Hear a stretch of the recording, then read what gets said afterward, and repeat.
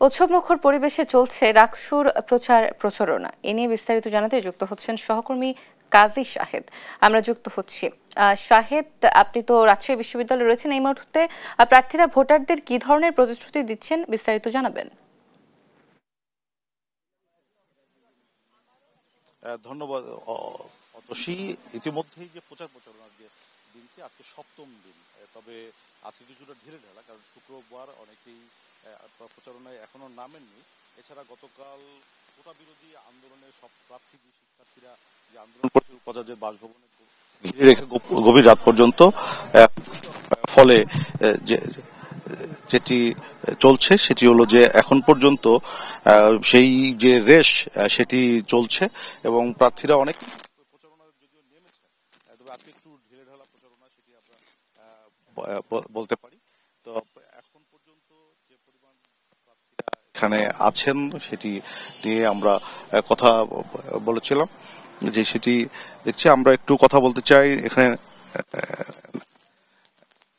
নারী প্রার্থী যারা আছেন, তারা এখানে আমরা দেখতে পাচ্ছি জিএস প্রার্থী, আমরা তার সঙ্গে কথা বলতে চাই।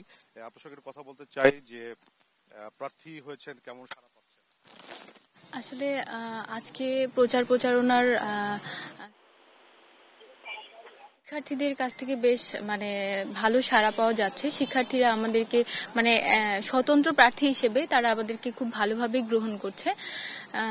আর রাজনৈতিক দলের আলোচনায় না আসি, আমাদের কিন্তু গতদিন আমাদের কোটা আন্দোলনের বিরুদ্ধে আবারও শিক্ষার্থীরা আন্দোলন করেছেন, কারণ গতদিন আমাদের কোটা যে এটা ছিল না, এটা সরি আমরা কথা বলছিলাম যে কোটা আন্দোলন ছিল। আমরা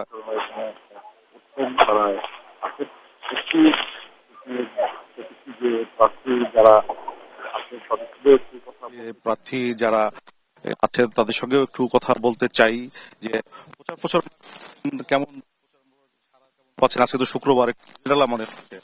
আসসালামু আলাইকুম, আমি মিনারুল ইসলাম মেঘ, সেন্ট্রালে কার্যনির্বাহী সদস্য পদে নির্বাচন করছি। মূলত ৩৫ বছর পরে রাষ্ট্র নির্বাচন সম্ভব হচ্ছে সেই জুলাই আন্দোলনের কারণে। সেই জুলাই অভ্যুত্থানে বিশ্ববিদ্যালয় থেকে আমি প্রথম গ্রেপ্তার হয়েছিলাম।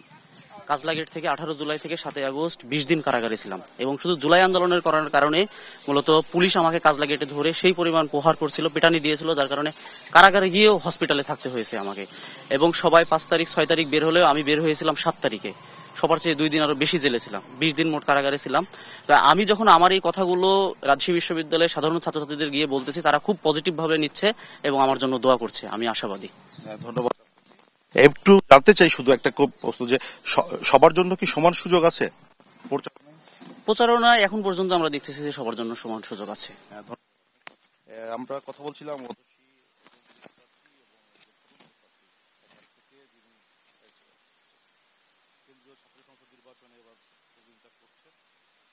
আমরা একটু কথা বলছিলাম, এবং শেষ পর্যন্ত যেটি হচ্ছে যে আজকে যেহেতু শুক্রবার, একটু ঢিলে ঢালা প্রচারণা চলছে, তবে বেলা বাড়ার সঙ্গে সঙ্গে প্রচারণায় প্রার্থীরা নামবেন, এটি প্রত্যাশা করাই যায়।